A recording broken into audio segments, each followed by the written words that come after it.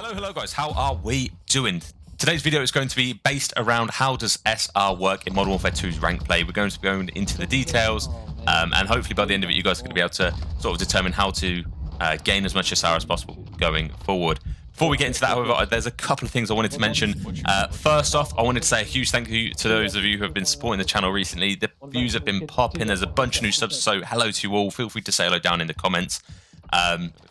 Yeah, we're nearing on our 1250 goal. That's going to increase to 1500 as soon as that's met, so keep it coming, guys. I'm enjoying the love.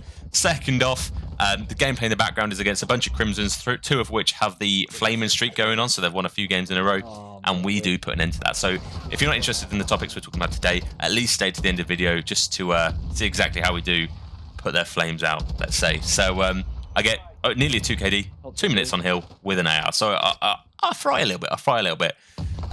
But yeah, let's crack on into the topic today. So we're going to be referencing a few tweets from a guy called Lawrence Metten, who is the lead game developer for Treyarch, and he has a very large involvement into Modern Warfare 2's rank play. Treyarch have been pretty given the control of it and the implementation, the design and everything like that, and he's basically pop out a few tweets. So I'm going to have them up on screen, I'm going to read them out and then go into exactly what each of them mean, because some of them, I don't know, they're not easily explainable in a tweet. So yeah, let's crack onto it. So your displayed skill rating represents your rank play skill and determines your skill division. Fairly straightforward. In Modern Warfare 2, everyone begins their grind at 0. You gain SR when you win and lose SR when you lose, with the amount of SR determined by a combo of personal and team performance. So we all sort of knew that anyway. Nothing outrageous there, nothing really to expand on. He goes on to say, there's another factor driving your SR gains, a hidden skill value we track for each player that we call a hidden performance range, or HPR. Now, this basically is your skill-based matchmaking when you're playing pubs or when you play Call of Duty in general. This is the HPR, is something it gives every player to determine who you come up against and what skill rating it thinks you're in. So, HPR is how good your underlying performance systems think you are and how we predict you'll stack up against other players. Beat players with a higher HPR than you and your HPR goes up. Fall short of expectations and it goes down. Perform consistently and your HPR narrows in. So essentially what happens is, no matter what your rank, if you are absolutely frying people, the game's going to know you're more than this, you're better than this. We're going to go into what exactly HPR is going to include, because there's nothing in black and white, but we're going to go into that later on. But generally speaking, he's made it quite clear. In the low divisions, the reason you're getting 200 plus SR is because you're absolutely frying, you're consistently winning, you're getting good KDs, good score per minutes, and your HPR is very high. It thinks, I don't know, it thinks your SR should be higher, so it's doing as much as it can to get you there. And then that's why it's sort of seen you slow off. So the reason you're sort of maybe getting less SR than you used to is probably because you're sort of getting closer to where the game thinks your SR could be. Now, this does pose a couple of questions. First of all, why doesn't it just keep giving you 200 SR every time you get a win until you get to where it thinks you should be? Which, if this explanation is it all, then that would be the case. You're literally going to be gaining the maximum amount of SR with every single game.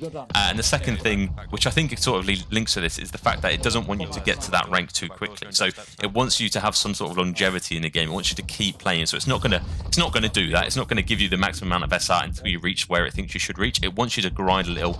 It wants you to interact with the game. So that's why you're not seeing huge jumps, and maybe why you're only winning a little bit more than you're winning when you lose. A little bit more SR than you are losing when you're losing. It's because it knows you're not quite there yet, but it still wants you to grind to get that game time in. So it says, HPR and SR are directly linked. You may start with 0 SR model for rank, but with each win, your SR system is trying to climb you closer towards your underlying HPR. The further your SPR is below your HPR target, the more SR you'll gain after each win, which is exactly what I've sort of said. And he says, this is typically why we see the biggest SR gains early in the grind. When players start out at 0 SR, they're usually the furthest they will ever be from their underlying HPR. The distance your SPR is away from your HPR also determines the minimum and maximum amount of SR available to be won after your next win. Where you fall in this min-max range is determined by two key factors, personal and team performance.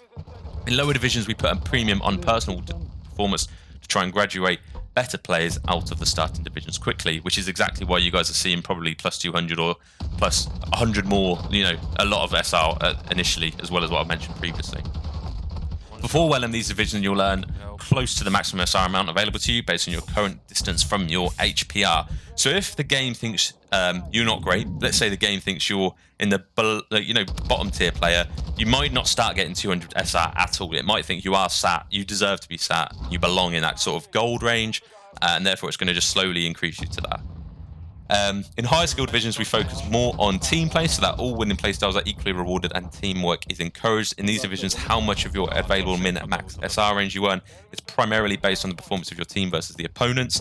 So basically, when you get anything over, I think you said diamond previously, anything over diamond, so your crimson and iridescent, the amount of SR you're going to win or lose is literally only going to, it doesn't matter if you drop a high KD or a low KD, if you've got a score per minute or not, you know, any of those things, it matters. You're going to get more if you win 6-0 than you are going to be when you win 6-5, similar to if you're playing hardpoint. If you 50 points someone, you're going to win a lot more SR than if you 200 club them. So it's much more team-based, which is good. However, if you're not in a 4-man, there is a downside to that. You do sort of still want to maintain your personal performance, and at the end of the day, yeah, teamwork's important at those sort of levels, but at the end of the day, not everyone has a 4-man to stack with. He then continues to say, as your SR starts to catch up with your HPR, the amount of SR you'll learn for wins will start to slow and level off. At this point, SR gains may be slow going, but if you manage to improve your overall performance, your HPR will rise and carry your SR with it. So this does go to say for example, you've sort of plateaued a little bit, your SR gain and loss for a win and loss sort of is 30-30 or something like that. It sort of thinks you are where you are. However, if you start to improve yourself, your hidden performance range will increase, and therefore your SR will increase to match it. So yeah, he then goes to say, we see a lot of questions like, a top frag, why did my teammate earn more SR? And that's basically because it's likely due to a difference in how close either of you to your hidden performance range. So it basically thinks your teammate has more potential, and therefore it's going to be giving him more, more SR. So that pretty much covers it, and it's sort of, it's good in a way because it does make you grind, but in my head I'm thinking, if there's already some sort of hidden number behind each player, why can that not be the elo? Now, there's probably a really obvious answer to that, and I'm just not thinking of all factors, so that's one thing. But in my head, skill rank play, if it thinks you're doing well, it should just give you that elo, but then it takes the grind thing, like aspect away from it. Yeah, it's a tough one. And then second off, what is included in that HPR? So they haven't actually announced directly what determines your hidden performance range. However, in previous Call of Duties, so this is what they only used. So for, like, when Cold War rank play, they didn't have the SR, they literally only had the hidden performance range, which meant people didn't really know why or what was causing them to go up or down, but it basically meant people were sort of where they should be. But the things included in this are score per minute, so how much score you're getting per game, your kill-death ratio, your win-loss, your accuracy, your headshot accuracy percentage, so if you're more accurate, it's going to think your potential's higher. Movement around the map, so if you're using advanced movement like sliding, dolphin diving, more like that, it's going to think you're a little bit more advanced, therefore that slightly attributes to it. Winning like captures and time on hill and everything like that, that sort of, all of that combines to HPR, but at the end of the day, you sort of still need to be consistent. You can't have one stellar game and expect to get a lot of SR. You need to be consistently proving to the system, because at the end of the day, a computer's working it out. It's not going to be thinking logically. You need to prove to the system that you are consistently beating its expectations of where it thinks you're going to be.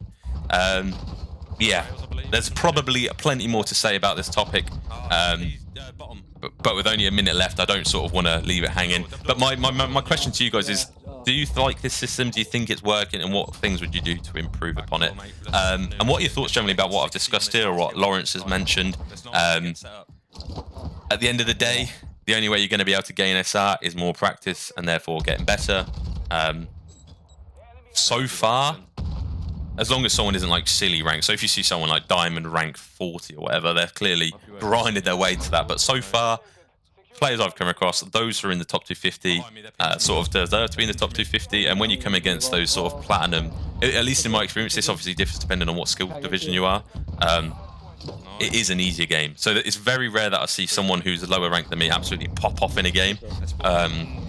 And then similarly, I rarely pop off in a game with people who are in like a top 250 squad, just because that's a nightmare. But yeah, that's going to do it. Hope you enjoyed the video. Hope you enjoyed the gameplay. As I say, I was frying, absolutely, dominating the map here. And yeah, I'll catch you guys in the next one. Ciao for now. Thank you for carrying that one. Team effort.